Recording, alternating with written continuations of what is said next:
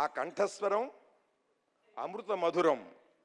2 తెలుగు రాష్ట్రాల్లోనే కాదు, జాతీయ కవి సమ్మేళనాల్లో పాల్గొనేటువంటి కవుల కంఠాలు, కవిత్వం అర్థమైనా కాకపోయినా కొంత వింటూ ఉంటా, వాళ్ళకి ఎవరికి కూడా లేదండి ఆ మధురమైన కంఠం. ఇతర భాషల్లో ఉండేటువంటి కవుల కంఠస్వరాలు కూడా నేను గమనిస్తా. ఈయనలో ఉన్నటువంటి ప్రత్యేకత ఏమిటంటే, ఏ కవికి లేనటువంటిది, ఎవరి గొప్పదనం వారిదే. అమ్మవారు తీవ్రతత్వం సరస్వతి, తీవ్రంగా వస్తుంది ఒకళ్ళలోంచి. తీక్షణ, ఇంకా తీక్షణంగా వస్తుంది ఒకళ్ళలోంచి. శ్రావ్య, ఒకరిలోంచి శ్రావ్యంగా వస్తుంది. ఆ శ్రావ్య సరస్వతి ఆయన కంఠంలో కొలువై ఉంది.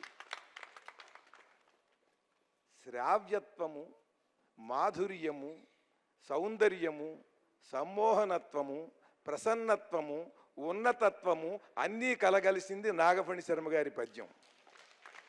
ఈ ఆరిటిలో ఏ గుణమైనా సరే లేదు అని ఎవడన్నా చెప్పగలడా? అది ఎంత స్థాయిలో ఉన్నదో వర్ణించి చెప్పాలే తప్ప, ఈ 6 గుణాలు ఉన్నటువంటి మరొక్క కవిని మీరు ఎక్కడైనా చూశారా? మన భాషలోనే కాదు, పరభాషలో అయినా సరే మీకు తెలిసిన వాళ్ళు ఎవరన్నా ఉన్నారా? చూడండి, ఒక్కొక్కడిని ఒక్కొక్క రకంగా అనుగ్రహిస్తుంది అమ్మవారు. ఈయన్ని అన్ని రకాలుగా అనుగ్రహించింది. దీనితో పాటుగా ఆ సౌందర్యం కవిత్వంలోనూ కంఠస్వరానికి మాత్రమే కాకుండా రూపానికి కూడా సిద్ధించింది. రూపానికి సౌందర్యం ఉంటే సరిపోదండి, మాటలో వాక్కుకి ఆ ప్రసన్నత ఉన్నది. ఎటువంటి సందర్భంలో కూడా చమత్కార లౌల్యం లేకుండా ఔన్నత్యం దృష్టిలో పెట్టుకుని పద్యం చెబుతాడే తప్ప ఎక్కడా కూడా చమత్కారం కోసం ఒక్క మెట్టు కూడా దిగనటువంటి ప్రత్యేకమైన విశిష్టమైన వ్యక్తిత్వం నాగఫణి శర్మ గారిది. చమత్కారంగా అనవచ్చు, ఆ సందర్భంలో అనడు. ఆ తపస్సు ఉంది చూసారా, అది ఉపాసన అంటున్నారు. అది ఉపాసన అనను నేను. సాధన జరుగుతుంది ఒకడికి, యోగ సాధన, దాని తరువాత ఉపాసన, ఇవన్నీ ఉంటాయి. కానీ ఆ స్థితులన్నీ దాటి ఒక తపస్వి స్థాయిలోకి వెళ్ళిపోయాడు. అందుకనే నేను ఆయన పద్యం గురించి చెబుతూ, మహాసహస్రావధాని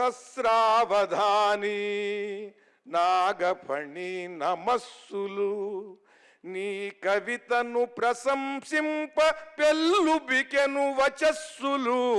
మహాసహస్రావధాని నందనవన పారిజాత దళమో నీ గళమో, నందనవన పారిజాత దళమో నీ గళమో, శతానేక జన్మ తప ఫలమో వరమో. మహాసహస్రావధాని,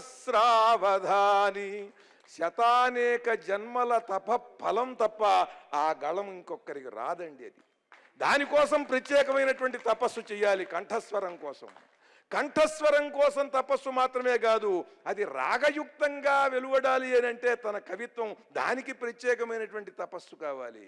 రాగయుక్తంగా కవిత్వం చెప్పడం సరే, దాంట్లో గాంభీర్యం ఉండాలి, డొల్లగా ఉండకూడదు. కవిత్వం రసస్నిగ్ధంగా ఉండాలి.